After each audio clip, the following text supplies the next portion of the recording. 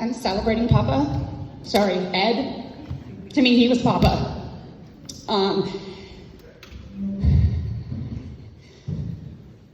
You all know how amazing he was.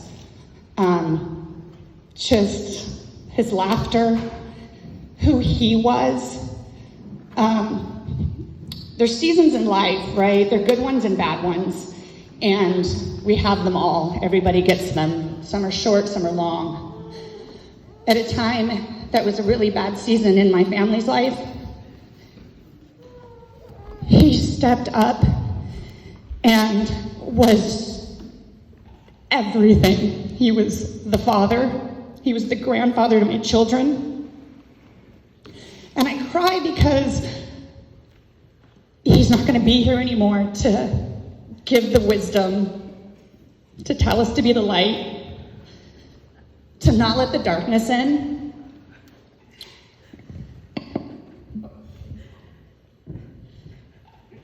But my text messages every day with sister. But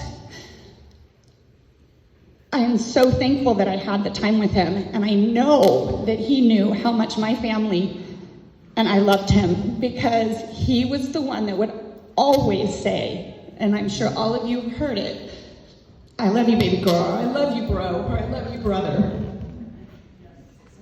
I love you, sister, because he always showed love. Even when he could be ugly and mean, he never was ugly or mean.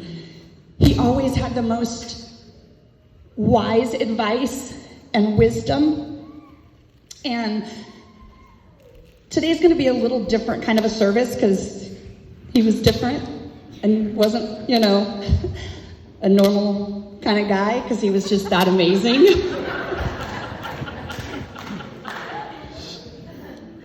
So, today is going to be like an open mic. And I know so many of you have so many amazing stories to share with the family, with everyone. And I hope that after our color guard presentation, because that is one thing that Papa was so proud of being in the 82nd Airborne. He talked about it and he loved it and he was so proud. And when my son signed up for the Air Force, he was so proud of him. And he was just amazing. There are seriously not enough words or enough time to tell you how amazing he is. And so our color guard is going to present. And then after that, the family would like everyone to get food so you feel comfortable and relaxed. And then come up and tell a story. Share a story, please. Remind Mama and Cora and Aaron just how amazing he was. And make us laugh just like he would. It won't be as loud or as contagious, I know. But the laughter is what he would want. And so with that, our color guard is going to present.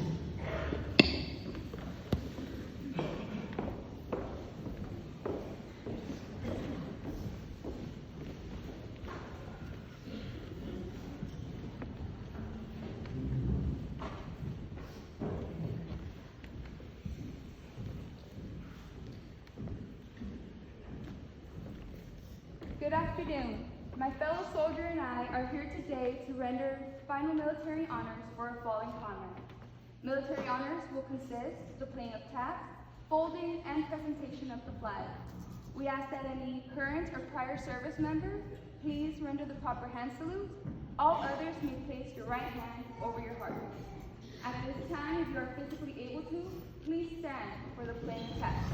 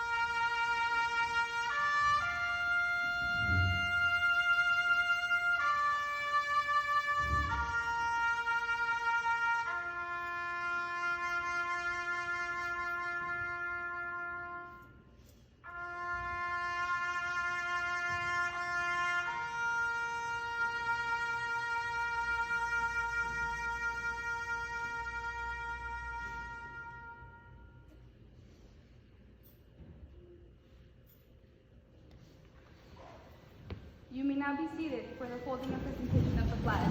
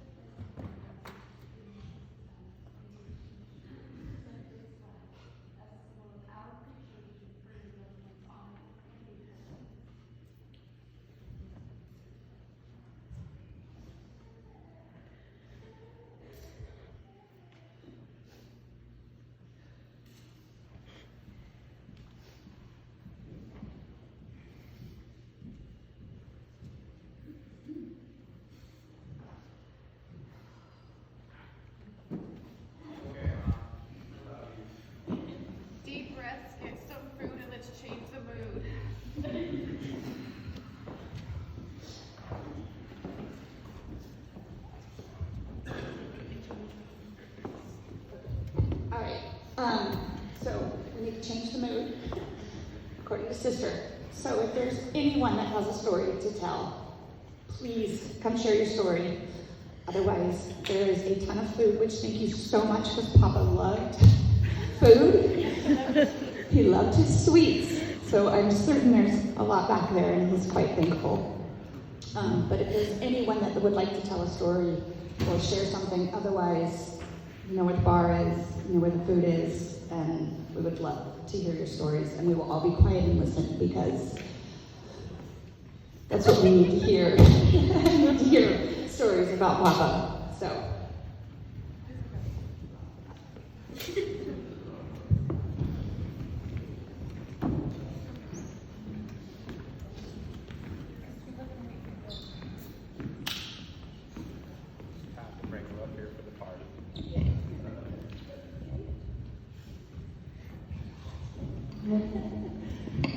Alrighty, well, thank y'all for coming.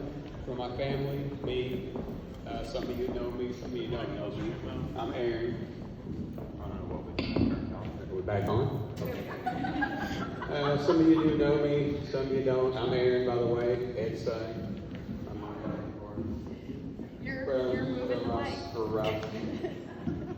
But just thank y'all for coming out. And my dad loved each and every one of you, I'm quite sure. Without a doubt, you know, I'm so glad that he was able to touch each and every one of your lives, whether it be, you know, the brother, the dad to you, just the big shoulder, the kind words, the pull you out of the darkness.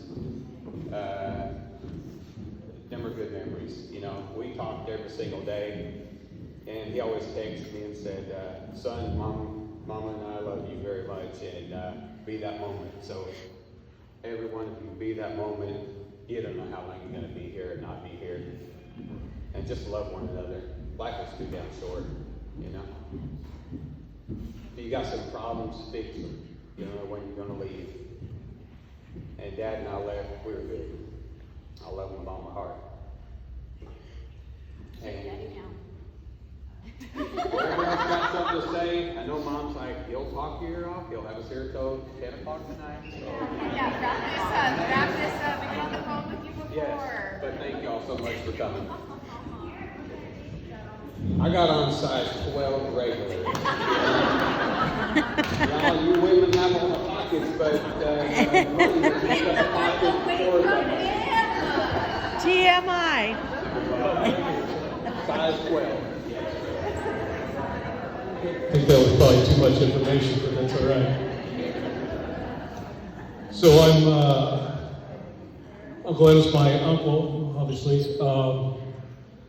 Had the opportunity to come up here on rare occasions to visit family and to normally go on rides with my uncle and a few of his riding buddies. I'll never, I guess most of them are probably in the back there, but I'll never forget, I came up, we went on a ride, pull up next to my Uncle Ed, he's laid out on his bike, like he was sitting in a recliner,